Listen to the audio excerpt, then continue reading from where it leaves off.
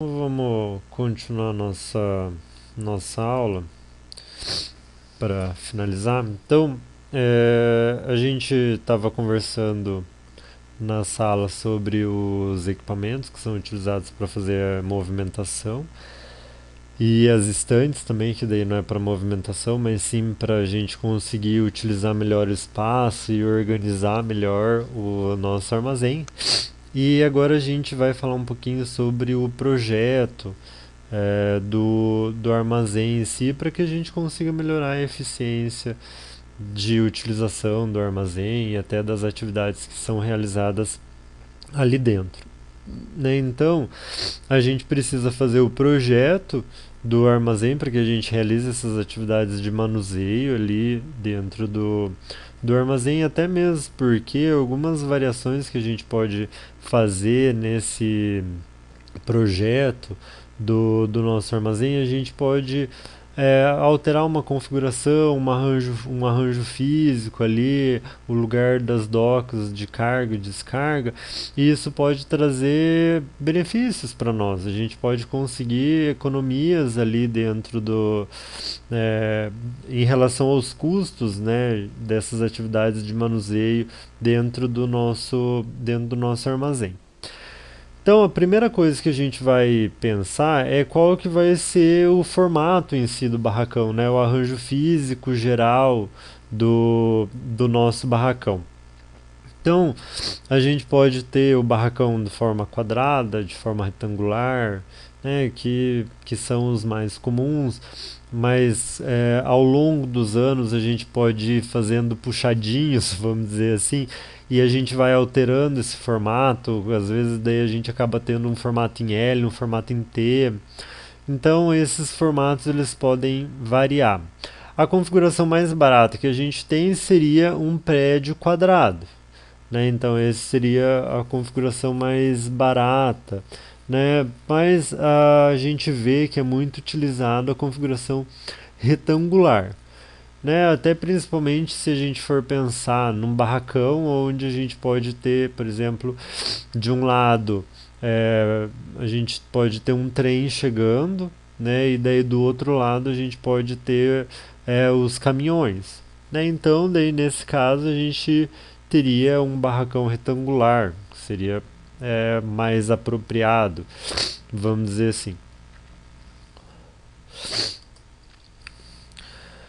Então, esse daqui é o arranjo geral, né? A gente pode ter o barracão quadrado, retangular, e daí conforme vai passando o tempo, a gente tem aí formatos em L, formatos em T, que fogem bastante aí do ideal. Daí o arranjo físico detalhado, daí quando a gente começa a olhar ali o barracão por dentro, né? Então a gente primeiro viu qual que é o formato do barracão, daí a gente vai começar ali a ver o arranjo físico detalhado ali interno do barracão. Então, a gente pode, dentro do barracão, dividir esse depósito, né, dividir o barracão em algumas seções para ficar mais fácil, né, o manuseio e dividir melhor, organizar melhor o nosso depósito.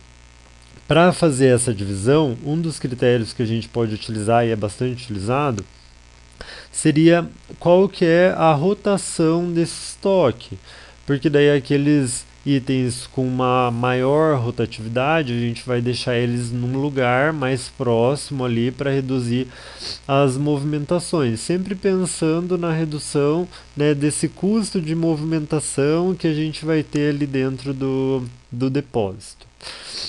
Então, itens com baixa rotatividade no estoque, né? Então a gente pode ter aí barracões que a maioria dos produtos que, que são armazenados nesses barracões são itens de baixa rotação de estoque. Ou seja, eles vão ficar lá dentro daquele estoque durante muito tempo. Né? Então, a movimentação que a gente faz dentro desses depósitos ela não é grande. Eu não vou ficar indo e vindo muitas vezes ali dentro. Então, esse tipo de barracão, ele pode ser um barracão grande, porque o produto vai ficar parado lá dentro, não tem muita manipulação. Então, o custo de quando eu for mexer nesse estoque vai ser baixo. Então, quando a gente tem itens que vão ser armazenados dentro de um barracão e esses itens apresentam baixa rotatividade de estoque, a gente pode trabalhar com um armazém de grande profundidade, um armazém bastante alto para que a gente consiga ter ter altas pilhas ali dentro, né? Então esse armazém para esse tipo de produto de baixa rotatividade de estoque, a gente pode fazer esses armazéns bem grandes, porque a gente não vai ter muita movimentação ali dentro. Agora, quando a gente tem itens de alta rotatividade, então a gente não pode trabalhar com esses depósitos tão grandes assim, e nem pilhas tão altas, porque a gente sempre vai estar mexendo com esses produtos. Então a gente já tem que pensar num barracão com um formato diferente. Esse barracão, as pilhas que a gente vai construir não vão ser tão altas, então a gente não precisa de um barracão tão alto e nem tão profundo. A gente tem que tentar deixar os produtos tudo mais perto ali, para que a gente não fique se deslocando em grandes distâncias. Né? Então os produtos não permanecem muito tempo no armazém, então esse custo de manuseio, como a gente está mexendo muito com esses produtos, ele acaba se tornando importante. Então, para que a gente consiga minimizar esses tempos e esforços no manuseio, os produtos eles devem ser sempre armazenados em locais ali dentro do barracão ou em divisões do armazém de baixa altura e pouco profundo, né? Ou seja, as pilhas não podem ser muito altas e eles não podem ser muito profundos. Isso daqui, se a gente for pensar, né, principalmente manuseio com operadores e tal. Mas lembra nos vídeos que eu mostrei para vocês na aula passada, a gente tem muitos armazéns com aqueles transelevadores, que daí é tudo automatizado. Daí isso daí que já é uma situação diferente, né? Daí, como é tudo automatizado, a gente tem lá aqueles barracões que tem lá 17 metros de altura e eles são super profundos, mas é tudo automatizado. Então, o custo, né, dessa movimentação é um custo relativamente barato, né? Então, nesses casos, daí a gente poderia ter mesmo com produtos com alta rotatividade, mas armazéns maiores. E a gente pode ter rotatividade diferente. Então, daí nesse caso, quando a gente tem produtos com alta rotatividade e produtos de baixa rotatividade. Aqui, nesse caso, a gente pode fazer um arranjo físico de área modificado. Então, a gente vai pegar o nosso depósito e vai dividir ele numa área de armazenagem ou numa área de seleção de pedidos. Então, seria como se a gente pegasse, deixa eu, como se a gente fizesse mais ou menos assim. Deixa eu só deletar isso daqui. A gente tem aqui o nosso barracão, certo? Então essa daqui é a área total dele. E daí a gente pega e divide uma área menor aqui.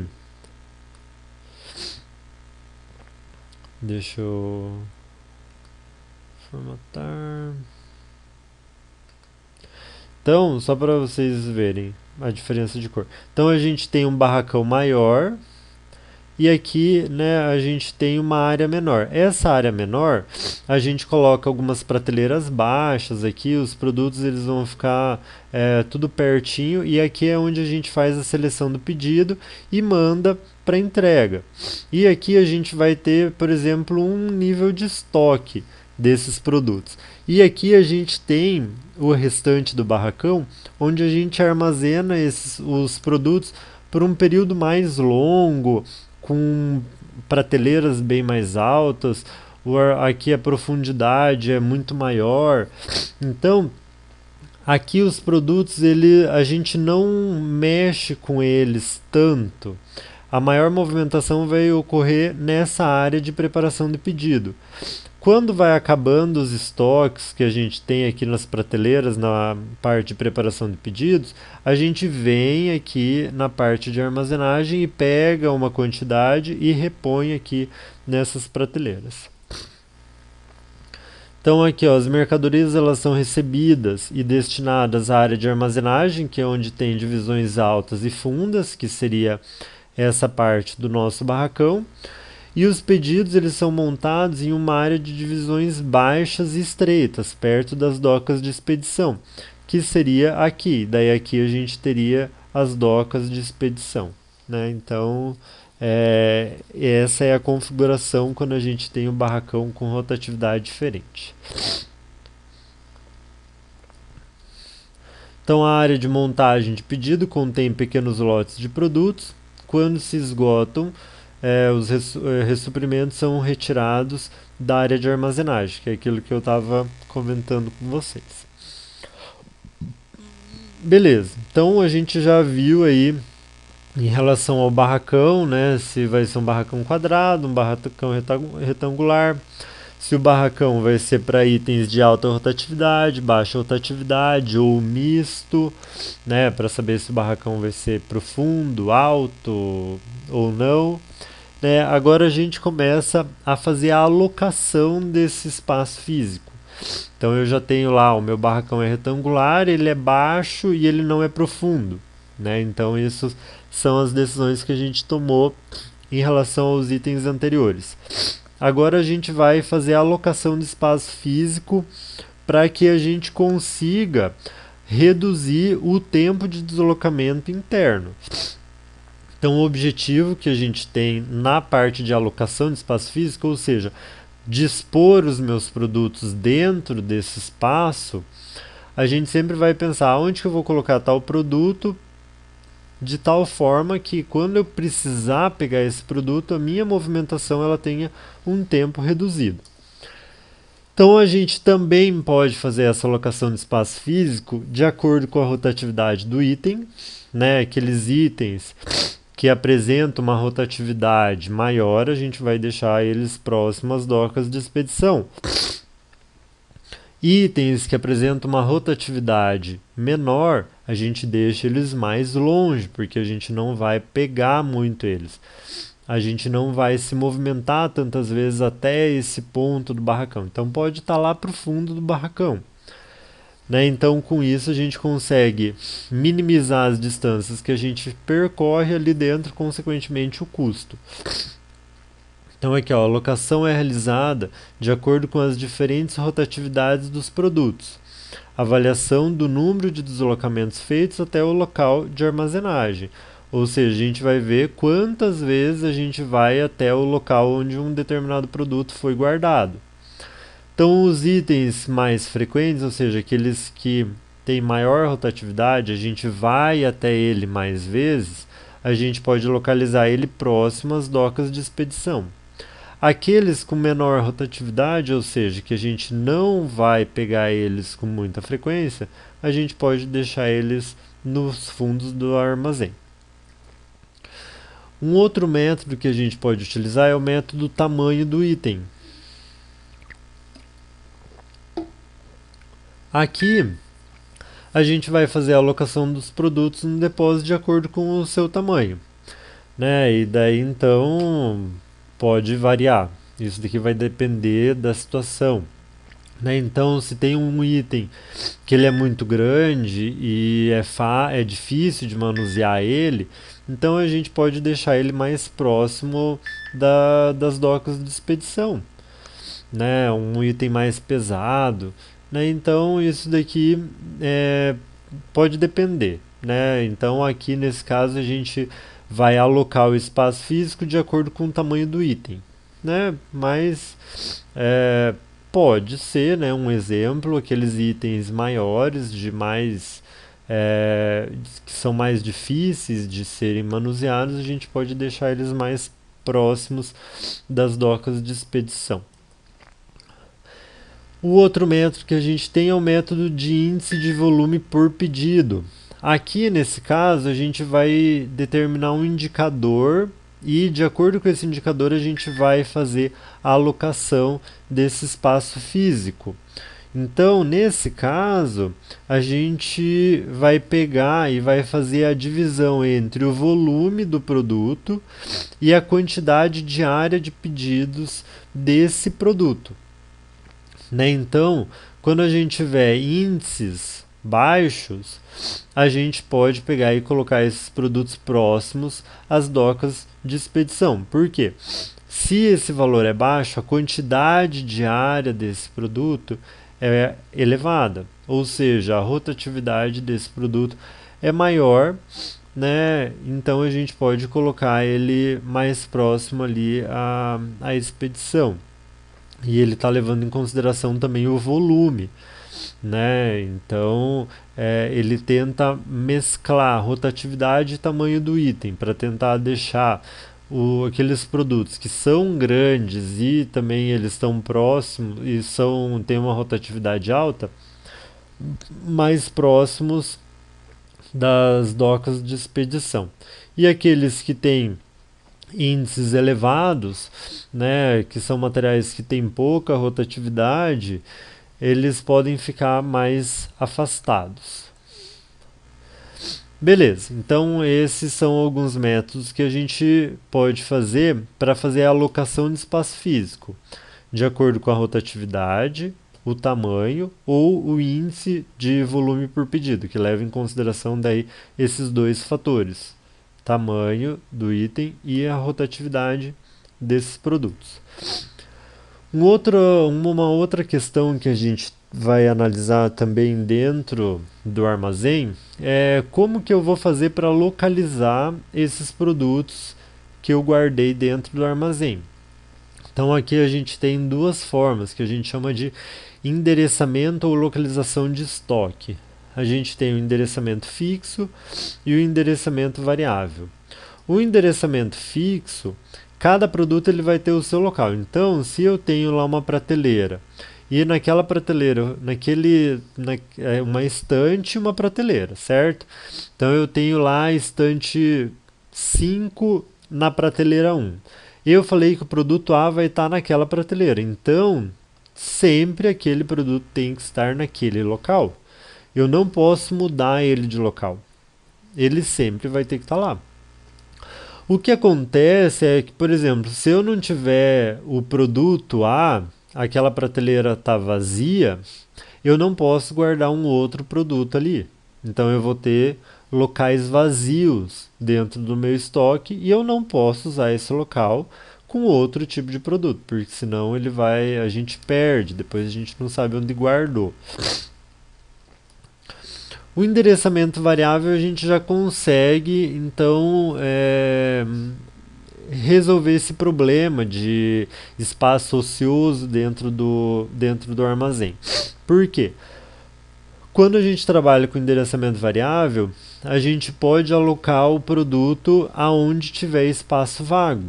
E daí, só que isso daí tem que ser muito bem controlado e geralmente para a gente utilizar esse sistema a gente precisa ter um estoque automatizado, porque daí o computador vê qual que é a posição que está livre e daí ele aloca aquele produto, aquela posição e daí ele deixa registrado no sistema. E daí a gente não vai ter problema de perder o material.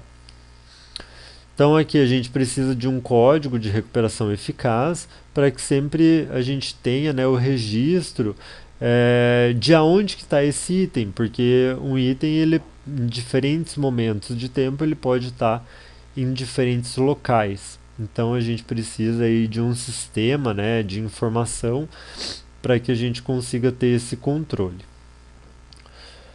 A desvantagem que a gente tem é daí a gente não consegue controlar essa questão de alocação, por exemplo, por rotatividade, né? Então, às vezes eu posso ter um produto de alta rotatividade perto da doca de expedição e um outro momento ele está longe da doca de expedição, né? Então, isso daqui ele é bastante prático quando a gente trabalha com aqueles transelevadores, que é aquele sistema de automatização de armazenagem. Daí a movimentação é super rápida, vocês viram o vídeo lá, então daí não tem problema. Esse custo de movimentação ele acaba sendo bastante reduzido, então é bem de boa, né? Então ele é mais recomendado a sistemas de manuseio e armazenagem automatizados. E daí a gente também tem a questão de para a gente formar o pedido, ou seja, a gente recebe o pedido do cliente e a gente precisa coletar esses produtos para montar ali, colocar dentro da caixa e mandar para o cliente. Como que a gente faz isso? Então a gente pode se organizar de diferentes maneiras. Então aqui a gente pode fazer a sequenciação por produto, ou seja, a gente vai pegar, sequenciar ali e vai apanhando os produtos conforme a sequência no roteiro percorrido no armazém. Então a gente pega o pedido, a gente monta um roteiro por onde que a gente vai passar ali no armazém e conforme a gente vai passando, a gente vai coletando aqueles produtos que estão no pedido. Um outro ponto é a coleta por zoneamento. Daí a gente separa o nosso armazém em áreas, né? Então, por exemplo, deixa eu voltar aqui. Então eu posso ter aqui o nosso armazém. Vamos.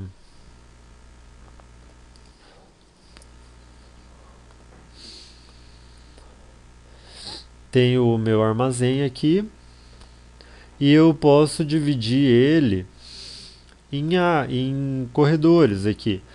Então assim, aqui eu tenho uma prateleira, uma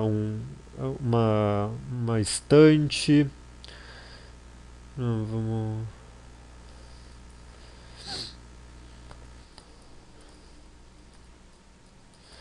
Então assim, aqui no meu armazém eu tenho várias estantes.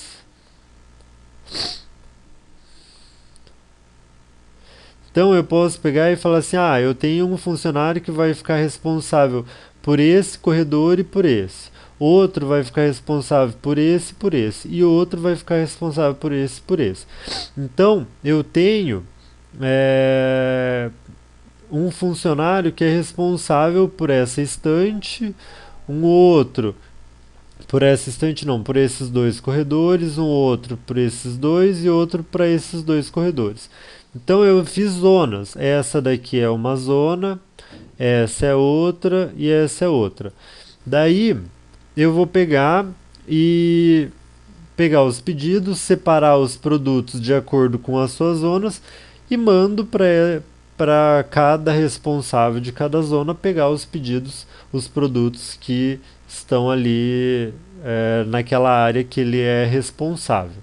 Né? Então a gente tem recolhedores individuais que atendem a apenas um número limitado de itens no estoque. E daí eles vão pegando aqueles itens daquela área que ele é responsável. Daí a gente tem a parte de decomposição de pedidos, que é quando a gente não tem todos os produtos não estão em um único armazém. Então eles estão em diferentes armazéns. Então daí a gente tem que dividir esses pedidos, ver tais produtos é do armazém A, tais produtos é do armazém B. Então a gente separa, manda a solicitação para esses armazéns e depois daí a gente então reúne de novo e junta todos esses produtos para compor o pedido, né? Então aqui ó, itens que não ficam estocados em um único local, a gente divide essas ordens para que a gente depois faça depois que a gente dividiu as ordens, a gente pode rotear internamente essas ordens. A gente pode também fazer a formação por lotes. Como que é essa formação por lotes? A gente vai pegar todos os pedidos que chegou e daí a gente vai ver nos pedidos aqueles produtos que se repetem. Então daí a gente forma um lote desse produto, vai lá no estoque, pega esse produto de uma vez só e traz todos esses produtos que foram solicitados. E daí depois a gente pega e remonta, né, vê de novo nos pedidos e fala tantos produtos para o pedido 1, tantos para o pedido 2 e assim por diante. Então a gente recolhe os produtos de diversos pedidos em uma única passagem no estoque, né? A gente consegue reduzir o tempo de deslocamento, só que depois a gente tem que remontar todos esses pedidos. Pessoal, então é isso daí o que ficou faltando, né, para a gente ver essa parte do arranjo, né, do armazém em si, né, o formato dele, se ele vai ser grande, pequeno, depois como que a gente vai fazer a alocação do, dos itens ali dentro, né? A gente tem aí diferentes maneiras por rotatividade, tamanho e índice de volume. Daí a questão dos endereçamentos, né? E como que a gente faz para fazer a formação dos pedidos ali dentro do armazém. Pessoal, então, se vocês tiverem alguma dúvida, daí vocês me perguntem em sala em relação a esse conteúdo, tá bom? Então, até segunda-feira. Até mais, gente.